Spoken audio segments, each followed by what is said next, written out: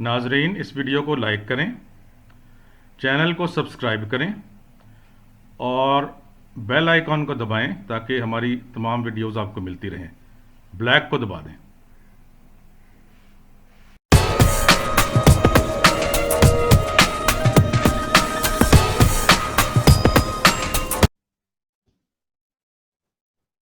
अस्सलाम वालेकुम नाजरीन, डॉक्टर बिशारत आज एक नई वीडियो के साथ हाजिर है। हमारे मेहमान हैं गाजी खान साहब, जो कि सैन फ्रांसिस्को कैलिफोर्निया से हमारे साथ होते हैं।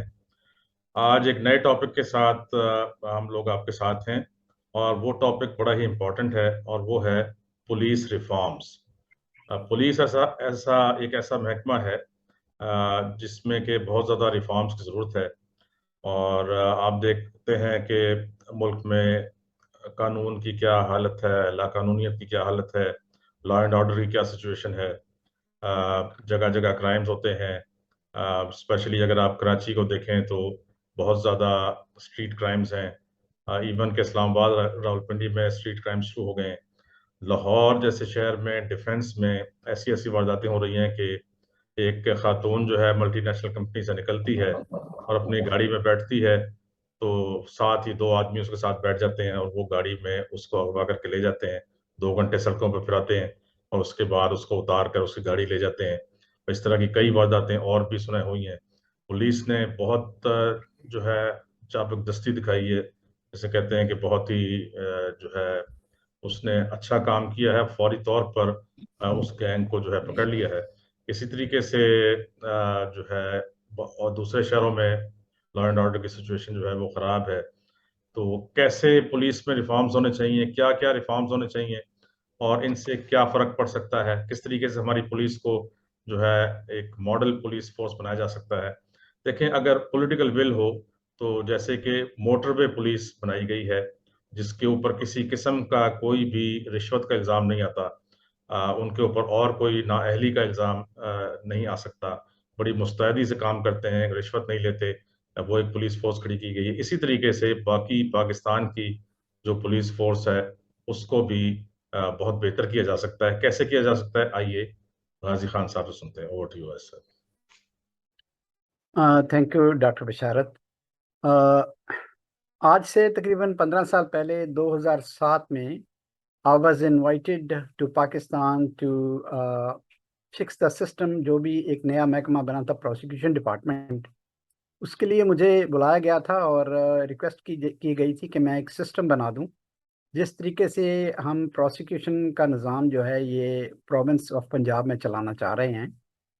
तो मैं पाकिस्तान में आया था, वहाँ मैंने तकरीबन 1 साल तक मुसलसल काम करके मैंने एक सिस्टम डेवलप किया था और उसके बाद वापस चला आया। लेकिन मेरे आने के बाद मैंने महसूस किया कि सिस्टम को चेरी पिक किया गया है और सिर्फ उतनी ही बातें जो जो जिसको आप इमीडिएट फिक्स कहते हैं वो की गई, और जो इनिशिएटिव्स लेने थे वो नहीं लिए गए।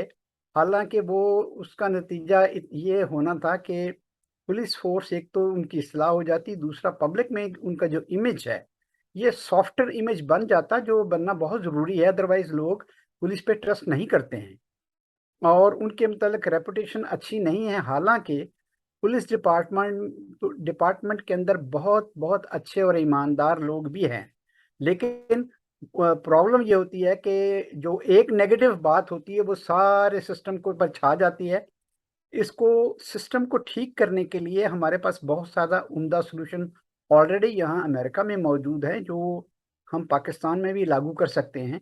मैं इसकी तफसील आपसे शेयर करने वाला हूँ। लेट मी ओपन दी जो my screen, I want to share it with you. तो उसमें देख लेते हैं कि what we can do now, इसमें क्या हो सकता है। अलाउ मी 1 सेकेंड तो मैं इसको फिक्स कर दूं।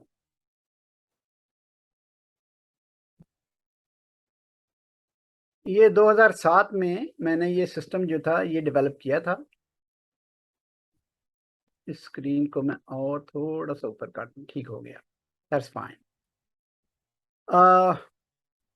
ये पंजाब का एक प्रोजेक्ट था। इसमें जो मिशन स्टेटमेंट हमारा यही था, to establish an independent, transparent, effective efficient and robust prosecution service for prosecution of criminal cases to ensure prosecutorial independence for a better coordination in the criminal justice system of the province, law enforcement agencies and its citizens. यहाँ ये बात ज़हन में रखिए कि सिर्फ ये prosecution के लिए नहीं था प्रोग्राम, बल्कि ये इसमें जुडिशरी भी आती है, प्रोसिक्यूशन भी आती है और उसके साथ साथ पुलिस फोर्स भी आती है, या लॉ एनफोर्समेंट एजेंसीज जो हैं वो भी इसके दायरा इख्तियार में आती हैं इस मिशन स्टेटमेंट के तहत जिसको हमने सेट करना था। ऑब्जेक्टिव्स हमारे थे to control, monitor and conduct prosecution of criminal cases at all levels before all forums from top to toe in order to achieve a modern and moderate society where rule of law shall prevail. तो हम ये चाह रहे थे कि इसमें ऐसा control system और मॉनिटरिंग सिस्टम हम ले आए जहां हम जब चाहें इसको चेक कर सकें कि ये जो हमारी प्रोग्रेस है ये कैसे हो रही है। How there is a discipline or technique to create a softer image of law enforcement agencies for people tied with the example of real estate. ये मैंने अपने पास से इसलिए लिखा था कि मैं समझाना चाह रहा था कि what does it mean? उसमें ये होता है कि फर्ज कीजिए एक शख्स आपकी मोहल्ले में गली में आ रहा है जिसमें बहुत सारे स्टोन उठा रखे हैं, पत्थर उठा रखे हैं। वो आपके जो शीशे की खिड़कियां आके एक पत्थर मारता है, तोड़ देता है, दूसरी के घर में मारता है। वो जिस जिस जगह से गुजर रहा है बंदा, वो हर जगह खिड़कियां तोड़ता चले जाता है और आप उसको कुछ नहीं कहते। आप मरम्मत करवा लेते हैं, नए शीशे लगवा लेते हैं, 2-3 दिन बाद फिर वही बंदा आता है, आप वो आके सारे आपकी खिड़कियां शीशे तोड़ देता है, आप उसको कुछ नहीं कहते।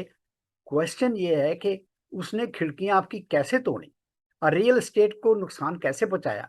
इसकी मिसाल ऐसे है कि एक आदमी, आपस में 2 आदमी जा रहे हैं, गालियां बकते जा रहे हैं और गंदी बातें करते चले जा रहे हैं, ऊपर ऊंची आवाज में कहके लगा रहे हैं और गंदी बातें कर रहे हैं।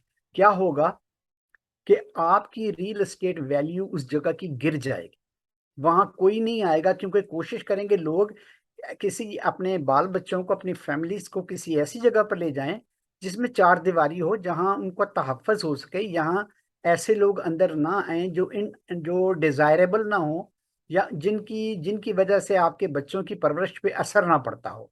तो उनकी जो रियल एस्टेट वैल्यू है, हर गाली के साथ उसकी रियल एस्टेट वैल्यू नीचे जा रही है। मीनिंग आपकी खिड़कियां तोड़ी जा रही हैं और आप कुछ नहीं कर रहे।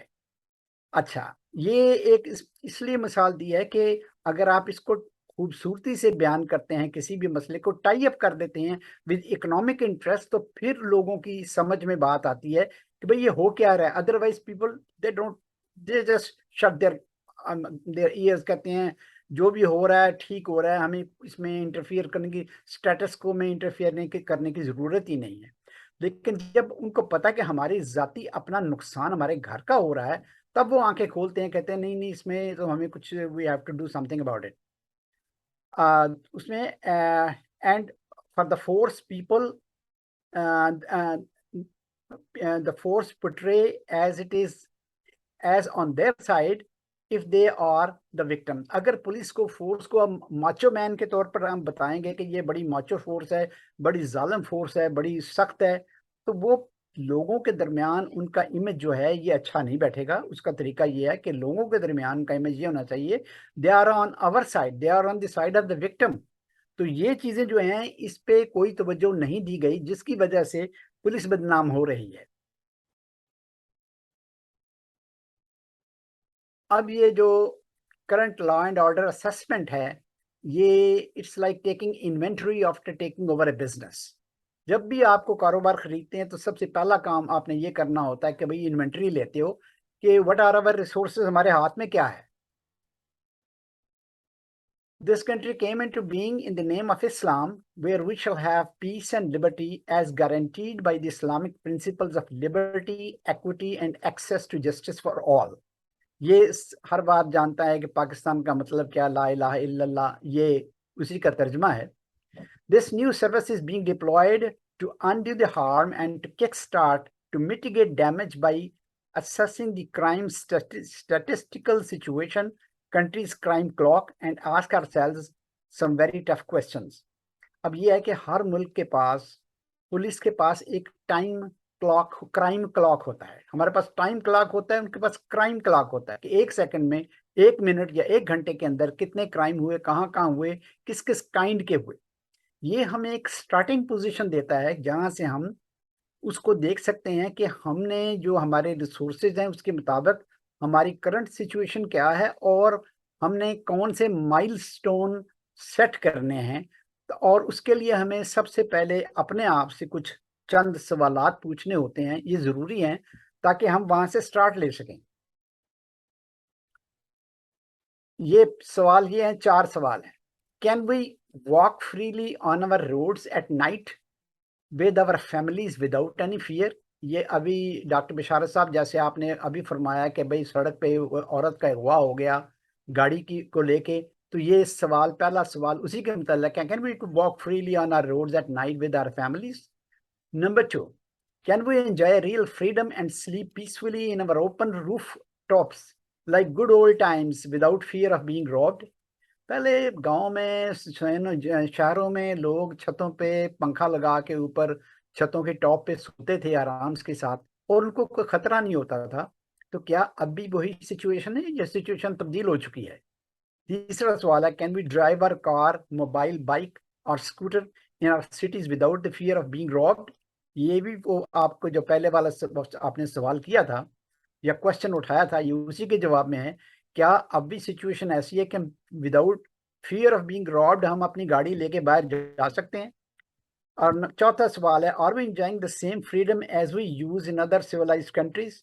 दूसरे मुल्कों में जब जाते हैं, आप सऊदी अरब में चले जाएं, दुबई में चले जाएं, अमेरिका में चले जाएं, किसी और में, और जो फ्रीडम आप वहाँ इस्तेमाल कर रहे हैं, क्या पाकिस्तान में वही फ्रीडम हमें आज मिल रही है या नहीं मिल रही है?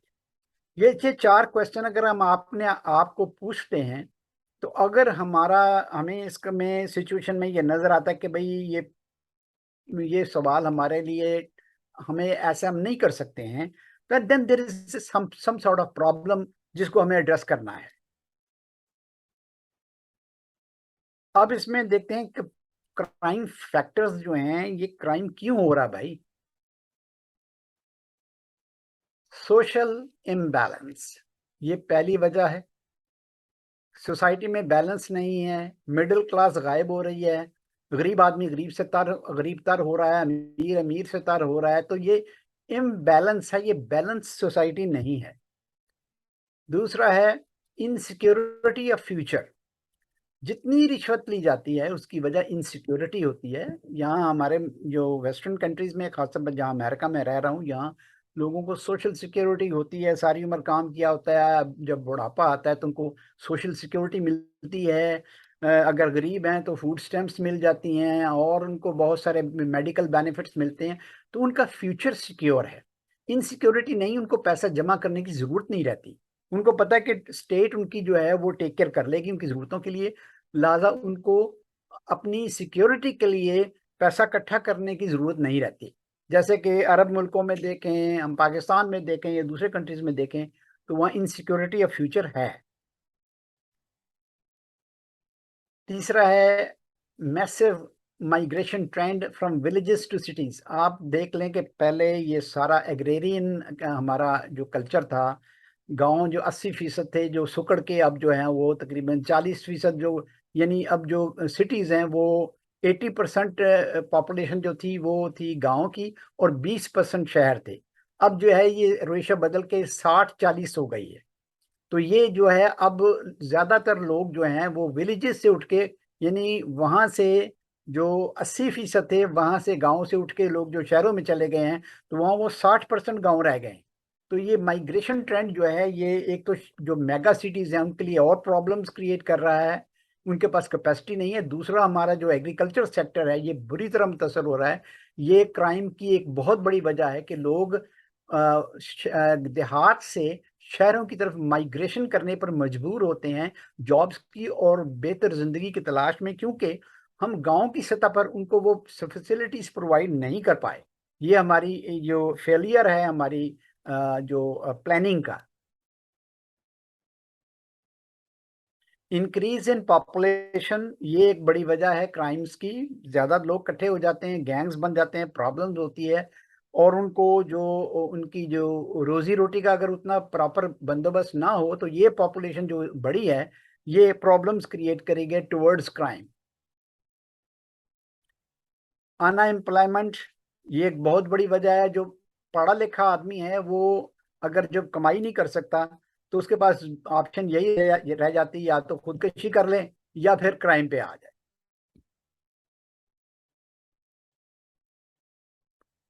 अनपॉपुलर जुडिशल सिस्टम, ये हमारे चूंकि इस जो हमारी डिस्कशन है इसके लिए बड़ा ही रेलेवेंट क्वेश्चन है। अगर पॉपुलर ना रहे जुडिशल सिस्टम किसी वजह से तो फिर लोग जो है वो क्राइम की तरफ जो कानून अपने हाथ में लेना शुरू कर देते हैं। अगर जस्टिस मिल जाए तो उनको क्राइम की तरफ जाने की जरूरत नहीं है, उनको कॉन्फिडेंस होगा कि भाई हमें जस्टिस मिल रहा है। लेकिन अगर अनपॉपुलर है तो फिर वो लोग क्राइम की तरफ जाएंगे। अनफेयर पॉलिटिकल सिस्टम, अगर पॉलिटिकल सिस्टम बिल्कुल अनफेयर चल रहा है तो ये भी बहुत बड़ी वजह है क्राइम फैक्टर्स में इजाफे की।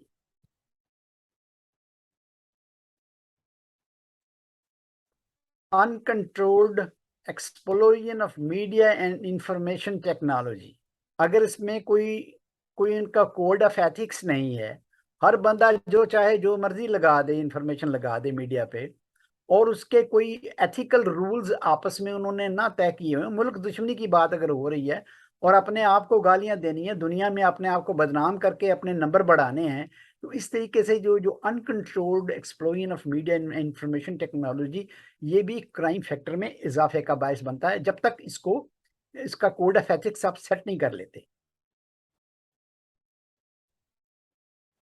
No monitoring and feedback system, अगर आपका मॉनिटरिंग और फीडबैक सिस्टम इस पे कोई नहीं है क्राइम पे तो भी ये एक बहुत बड़ी वजह है कि आप ना तो मॉनिटर कर रहे हैं, ना आपको पता लग रहा है कि क्राइम रेट क्यों ऊपर जा रहा है, क्या रीजन है। तो ये भी एक क्राइम फैक्टर में एक बहुत बड़ी वजह है। अब ये है कि ट्रेंड्स ऑफ क्राइम, उसमें ट्रेंड में ये आप देखेंगे अनआंसर्ड कॉज फॉर जस्टिस। आपने कानून का दरवाजा खटखटाया है, 20 साल लग गए हैं, 2 नस्लें बीत गई हैं, इंसाफ नहीं मिला है, तो फिर क्या होगा? क्राइम। जन जर जमीन, 3 चीजें, ये बहुत मशहूर कहावत भी है और सच्चाई भी है कि जराइम की पैदावार इन 3 चीजों से होती है, वुमेन, मनी एंड जमीन। ये 3 चीजें इस पे सेल्फ एक्सप्लेनेटरी है, कहने की जरूरत नहीं है। अगला है Kalashnikov culture and interstate interference. अब हर बंदे के पास जहां गैर कानूनी असला होगा और वो शौकिया शादियों पर फायरिंग भी करते रहे होंगे और हर एक को पता हो कि फलां शख्स के पास गन है, तो ये एक बहुत बड़ी वजह है। और इंटर स्टेट इंटरफेरेंस जो है कि वो कि आप जो है ये बहुत ज़्यादा इंटरफियर कर रहे हैं, तो फिर इनके जो इंटरनल अफेयर्स में हैं, ये दोनों मुतजाद चीज़ें दरअसल एक दूसरे के ऑपोजिट हैं, लेकिन इन दोनों की वजह से, इन इम्बैलेंस होने की वजह से क्राइम का ट्रेंड जो है ये बढ़ता है। अब ये नेक्स्ट है Dubai and middle east phenomena. ये याद रखिए कि ये जो मैंने ये प्रोग्राम जो है ये मैंने बनाया था, सिस्टम बनाया था, उस वक्त की बात कर रहा हूँ, आज से 15 साल पहले 2007 में। वो दुबई और मिडल ईस्ट जाने का बहुत ट्रेंड था, खैर आजकल भी है लेकिन उस जमाने में शायद ज़्यादा था, बहुत ज़्यादा था। अगला है इसमें सेक्टेरियन वायलेंस। सेक्टेरियन आपको कहते हैं ये शिया है, ये सुन्नी है, ये वहाबी है, ये फलां है, ये फलां है। ये बेसिकली अगर देखा जाए तो ये इस किस्म की जो ट्रेंड है जिसने हमको एक इस्लाम से तकसीम करते हुए आज 41 फिरके बन चुके हैं और ये बढ़ते चले जा रहे हैं। ये जो डिवीजन हमने खुद पैदा कर दी अपने अंदर, हालांकि हम एक थे और 1 से 41 हो गए हैं और ये और बढ़ते चले जा रहे हैं। ये गैर मुल्की साजिशों का एक जरिया भी है और एक फोरम भी है जिसको वो हमेशा एक्सप्लॉइट करते रहे हैं और हमें वायलेंस पे उकसाते रहे हैं। फलां आपका दुश्मन है, भाई वो हमारे भाई हैं, सब हमारे आपस में भाई हैं, भाई भाई हैं। एक जो है तस्बीह के एक दाने हैं जो एक लड़ी में परोए हुए इस्लाम की लड़ी में, अगर आप इनको आपस में लड़ाएंगे तो ये एक क्राइम का जो ट्रेंड है इससे बढ़ता है। अगला है ड्रग एंड गैंग्स। जो जिस तरह की ड्रग्स आज आ चुकी हैं, ये 2007 की बात कर रहा हूँ, उस वक्त ड्रग्स की एक स्मगलिंग वगैरह हो रही थी, गैंग्स भी बन रहे थे, जो आज पहले से बहुत ज्यादा, आज 15 साल बाद ये चीजें अपने एक्सट्रीम पे पहुंच चुकी हैं। इनकी वजह से खानदान और फैमिलीज तबाह हो रहे हैं, बच्चे तबाह हो रहे हैं, और हमारी यंग जनरेशन जो है ये तबाह हो रही है। ये भी एक जो है उसको ड्रग्स हासिल करने के जरिए और गैंग्स में हिस्सा लेने के लिए ये जो जो कुछ भी स्ट्रगल हो रही है, ये हमारी जो है क्राइम रेट को और बढ़ा रही है। Global and national terrorism. Terrorism बड़ी हद तक तो हमने ख़त्म कर दिया था 2007 में, जब मैं उधर था तो ये उस वक्त अपने पूरे अरूज पे था, बल्कि जिस ऑफिस में बैठा हुआ था वहाँ भी मैं उठ के गया हूँ थोड़ी देर के बाद तो वो भी वहाँ बम ब्लास्ट हो गया और वो भी इमारत तबाह हो गई। तो ये मैं जानता हूँ फर्स्ट हैंड कि ये टेररिज्म की जो इसकी शिद्दत है ये किस हद तक उस वक्त थी। आजकल अल्हम्दुलिल्लाह बेटर है, स्टिल इट इज़ देयर, लेकिन ये क्राइम के ट्रेंड में यकीनन एक इम्पॉर्टेंट फैक्टर है जिसको एड्रेस करना ज़रूरी है। अगला है वायलेंट स्ट्रीट क्राइम। ये जो सड़कों पे लोग झगड़ते हैं, ये गालबन इसीलिए झगड़ते हैं कि उनको इंसाफ नहीं मिल रहा है। अगर इंसाफ उनको फौरी तौर पर मिल जाए तो फिर उनको सड़कों पे झगड़ा करने की जरूरत नहीं है। यहाँ अगर गाड़ी किसी को ठुक जाती है किसी दूसरी गाड़ी के साथ, तो वो फौरी तौर पर वो इंश्योरेंस को कॉल कर लेते हैं, पुलिस को कॉल कर लेते हैं, एक एक्सचेंज करते हैं अपना इंश्योरेंस कार्ड और घर घर चले जाते हैं, सारा कुछ बाद में सेटल हो जाता है। तो ये है कि इसमें लड़ने की जरूरत नहीं होती। लेकिन अगर ऐसा सिस्टम मौजूद ना हो तो फिर ये स्ट्रीट पर ये वायलेंट क्राइम्स वगैरह होते हैं। और आखिर में है साइबर क्राइम। साइबर क्राइम उस वक्त बहुत कम था जो आजकल बहुत ज्यादा हो चुका है। ये थे इसके ट्रेंड्स क्राइम के। पुलिस के लिए ये एक वेकअप कॉल है देखने के लिए कि हमें इन ट्रेंड्स को ख़त्म कैसे करना है, क्यों कर करना है। और इसके लिए हम नेक्स्ट स्लाइड पे चलते हैं।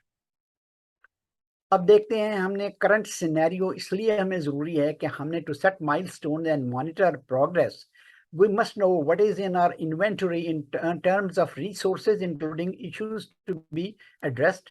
Here is what we had in the year 2007. अब जो करंट सिचुएशन है ये 2007 की मैं बात कर रहा हूँ। ये एक मैंने ट्रायंगल नीचे बनाया था कि ये ट्रायंगल जो है इसने कट्टे मिल के काम करना है। उसके टॉप पे है जुडिशरी जो कि बिल्कुल फ्री एंड फेयर होनी चाहिए और पॉपुलर होनी चाहिए कंट्री में। दूसरी साइड पे होता है प्रोसिक्यूशन। प्रोसिक्यूशन के पास होता है कि पावर्स होती है कि जो पुलिस उनको एविडेंस देती है, प्रोसिक्यूशन ने वही एविडेंस उठा के जुडिशरी को पेश करनी होती है, बताना होता है कि भाई प्रोसिक्यूशन का पॉइंट ऑफ व्यू क्या है। लेकिन इसमें सबसे इम्पॉर्टेंट चीज जो है वो पुलिस की तरफ से आती है कि पुलिस ने एविडेंस कलेक्ट करके देना होता है। तो ये एविडेंस के लिए पुलिस, प्रोसिक्यूशन और जुडिशरी की ट्रायंगल का बहुत कोऑर्डिनेट करके काम करना इंतहाई जरूरी है। अब यहाँ मैं थोड़ा सा आपसे ये शेयर करने लगा हूँ, उस वक्त ये अगर चाहे इसकी जरूरत अब नहीं है, 2007 में थी कि prosecution service role in criminal justice system. मैंने बताना ये था कि देखिए इसमें हमारा सिस्टम चलता कैसे है, किस तरह काम कर रहा है। इसमें अगर आप देखेंगे तो मैं कर्सर यहाँ डाल रहा हूँ, ये देखिए ये पुलिस सर्विस है। ये पुलिस सर्विस जो है ये सारा का सारा काम करती है और इसमें क्या क्या काम इसके जिम्मे है। FIR लिखना, pre investigation, then investigation, forensic expert, chemical examiners, psychological ways, other methods, incomplete challan, further investigation and complete challan. ये सारे के सारे उन्होंने ये जो येलो आप लाइन देख रहे हैं इस साइड कर्सर के, ये पुलिस का काम है। पुलिस ने ये सारे काम करके सारी की सारी चीजें हैं according to the guidelines under section 10, ये उन्होंने प्रोसिक्यूशन सर्विस को देना होता है। और प्रोसिक्यूशन सर्विस ने के पास दो पावर्स होती हैं, या तो वो उनको रिटर्न कर देता है, पावर्स टू रिटर्न कि भाई इसमें अभी फर्दर इन्वेस्टिगेशन होनी है, या फिर उसको पावर टू विदड्रॉ, या कोर्ट से ये विदड्रॉ करने की पावर भी है, या इसको सीधा वो कोर्ट के अंदर पेश कर देता है।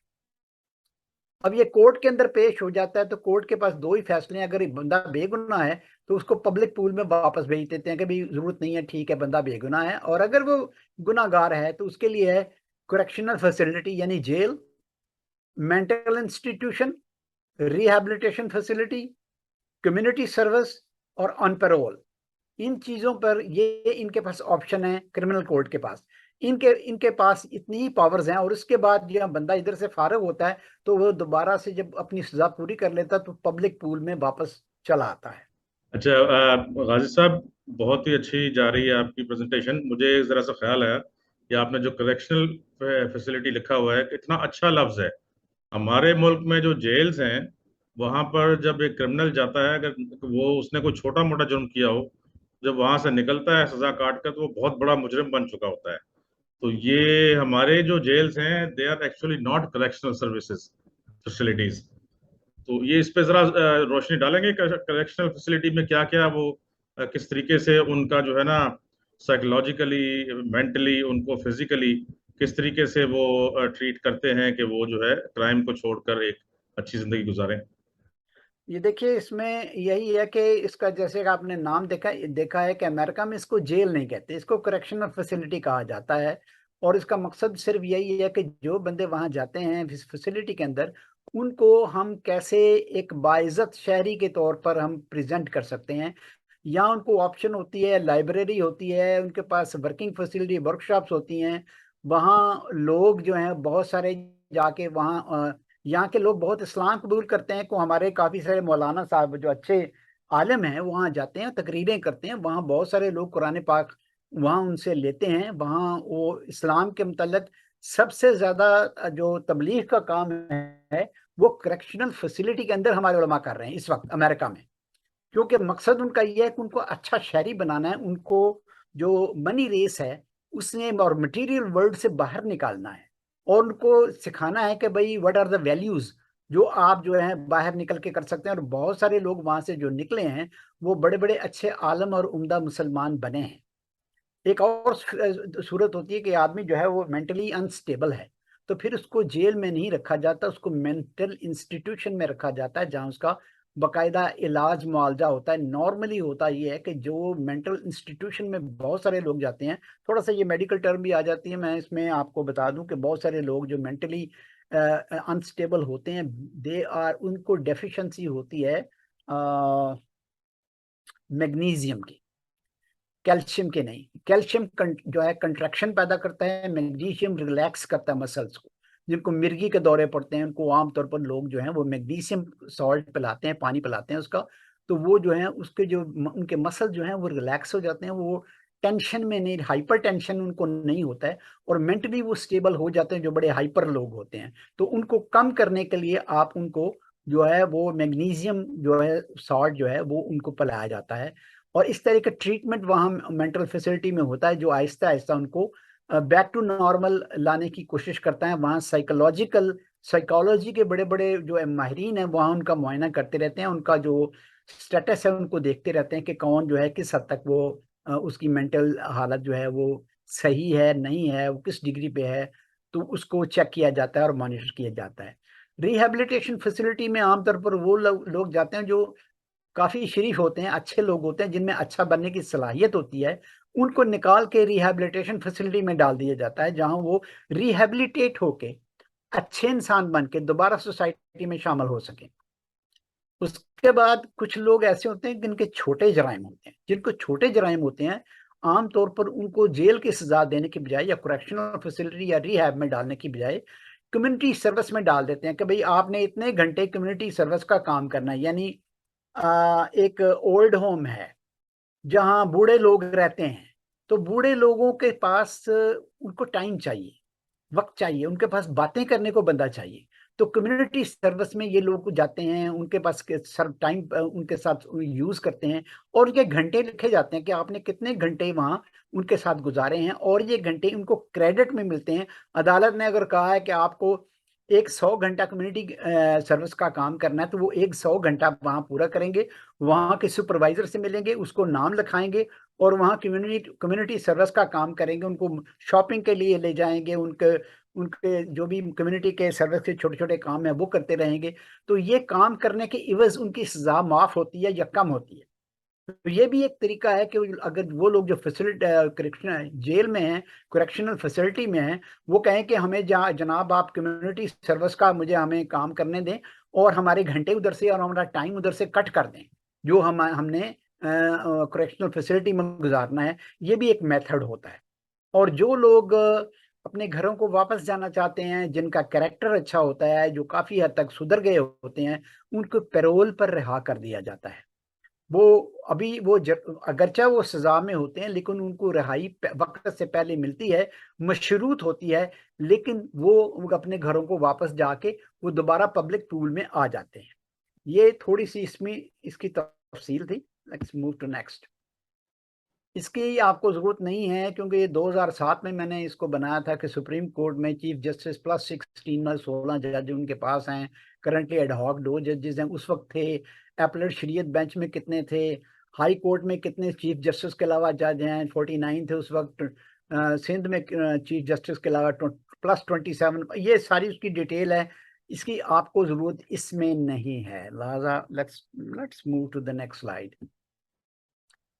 ये चूंकि मुझे एनालिसिस करना था स्ट्रेंथ ऑफ जजेस and administrative staff of superior and subordinate judicial courts, इसमें चीफ जस्टिस के पास, सुप्रीम कोर्ट के पास जो है ये उसकी स्ट्रेंथ कितनी है, लाहौर हाई कोर्ट में कितनी है, ये भी आपको इसकी जरूरत नहीं है। ये उस वक्त का था 2007, अब का चेंज हो गया होगा।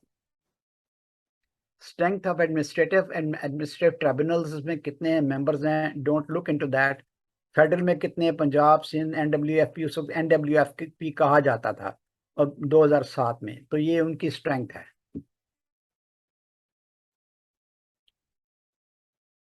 अब ये जो है कंपैरेटिव क्राइम प्रोफाइल, ये बहुत जरूरी है आपके लिए देखना कि सन 2000 में क्राइम जो था, ये इसकी रेशो थी, ये आप देख रहे हैं ग्राफ पे।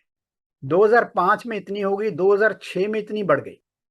मुझे नहीं पता कि आज क्राइम रेट क्या है क्योंकि मैंने इस पर रिसर्च नहीं की। अब अभी ये जितनी भी ये प्रोफाइल मैंने बनाया था 2007 को बनाया था, तो ये 2006 तक के नंबर हैं। इसमें अब क्राइम क्लॉक से इसको टैली किया जा सकता है कि आज के दिन 2022 में ये रेशो कितनी बढ़ चुकी है।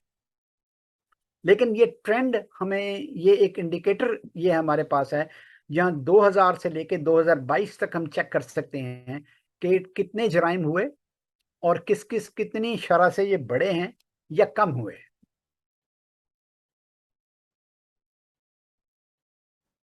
ये पंजाब के प्रोविंस जो है उसका ही सिर्फ मेरे पास क्राइम प्रोफाइल था क्योंकि मेरे पास पंजाब का ही मुझे कहा गया था बनाने का, लिहाजा मैंने इसी पे काम किया है। इसमें यह है कि ऑल रिपोर्टेड जो है 1,98,436 रिपोर्टेड केसेस थे 2000 में। ये 2006 में इतने हुए थे। ये सारा का सारा उसमें फिगर है, ये डिफरेंस है कितने बड़े, कितनी परसेंटेज के हिसाब से बड़े। ये आप इसको दोबारा जब आप यहाँ का आज का प्रोफाइल उठाएंगे तो आपको ये सारे नंबर मिल जाएंगे। अगेंस्ट पर्सन कितने हैं, अगेंस्ट प्रॉपर्टी कितने केसेस हैं, मिसलिनियस केसेस कितने हैं। तो ये सारी की सारी इसमें तफसील दी गई है। लेकिन इस एनालिसिस का फायदा उन लोगों को है जो पॉलिसी बनाने वाले हैं, जिनको आइंदा से पॉलिसी सेट करनी है। वो इनको देख के नेक्स्ट माइलस्टोन सेट कर सकते हैं। जी गाजी साहब, ये हमारे पास टाइम की का कंस्ट्रेंट है, तो अभी ये कितना रहता है, वरना हम ब्रेक लेकर नया सेशन शुरू कर सकते हैं। मेरा ख्याल में इसमें काफी टाइम अभी लगेगा क्योंकि अभी तो हम स्टार्ट कर रहे हैं, we are just warming up. तो इसलिए इसको बेशक आप कंक्लूड कर लें, इसमें स्लाइड के बाद इसको खत्म कर देते हैं, उसके बाद नेक्स्ट स्लाइड पे हम चले जाएंगे। ठीक है, राइट, उसके बाद जो है ना एक छोटी सी ब्रेक लेकर हम दोबारा शुरू कर देंगे। चलें ठीक है। Police population ratio amongst 4 provinces, ये हमें पुलिस के मुतालिक ही स्पेशली बता रहा है कि पंजाब में कितनी पॉपुलेशन है और उसके सिंध में कितनी है, NWF में कितनी है, बलूचिस्तान में कितनी है, और उसके साथ साथ पॉपुलेशन के साथ पुलिस स्ट्रेंथ कितनी है और उसकी रेशो हमारे पास क्या है। देखिए ये बड़ी इंपॉर्टेंट है कि उस वक्त 2007 में ये पॉपुलेशन थी पंजाब की, ये जो आपको ये नजर आ रही है कर्सर में, स्ट्रेंथ पुलिस की ये थी, जो आपको इधर नजर आ रही है, और रेशो थी 1 से 600, यानी 621 लोगों पर एक पुलिसमैन था। सिंध में 396 पर एक पुलिसमैन था। NWFP उस वक्त जो था, खैबर पख्तूनख्वा, उसमें 552 लोगों के पीछे एक पुलिस वाला था, और बलूचिस्तान में 256 लोगों के साथ एक पुलिस वाला था। यानी रेशो ये थी। ये रेशो जानना हमारे लिए बहुत ज़रूरी है, और आज की रेशो का इससे कंपैरिजन करना बहुत ज़रूरी है, ताकि हमें पता लगे कि हम कितने, क्या हम डिप्लीट हुए हैं या हमारी स्ट्रेंथ इंक्रीज हुई है। अगरचा हमारी पुलिस स्ट्रेंथ अगर इंक्रीज हो भी गई हो, तो हमने कंपेयर करना है कि हमारी पॉपुलेशन कितनी है। प्रोविंस की पॉपुलेशन के हिसाब से और पुलिस स्ट्रेंथ को देखना होता है, और पुलिस स्ट्रेंथ की जो रेशो है टू पॉपुलेशन, उसकी रेशो निकाल के हम चेक कर सकते हैं, एग्जैक्टली देख सकते हैं where do we stand today. इसको अभी कंक्लूड करते हैं। आफ्टर द ब्रेक हम दोबारा इसमें इंशाल्लाह फिर बाकी की स्लाइड्स कंप्लीट करेंगे। तो ये एक छोटा सा मैंने आपको अभी इसका एनालिसिस बताया है, ये बहुत ज़रूरी था ताकि हमें पता लगे वेयर डू वी स्टैंड, और उसके लिए हम इसमें क्या और तब्दीलियां कर सकते हैं, और कौन कौन से इनिशिएटिव्स ले सकते हैं जिससे हम इसको और स्ट्रॉन्ग और मजबूत और रोबस्ट पुलिस फोर्स बना सकें। जी, ओवर टू बहुत यू शुक्रिया। Doctor Bisharat. We take a break now. I'll be back after just 5 minutes. Thank you.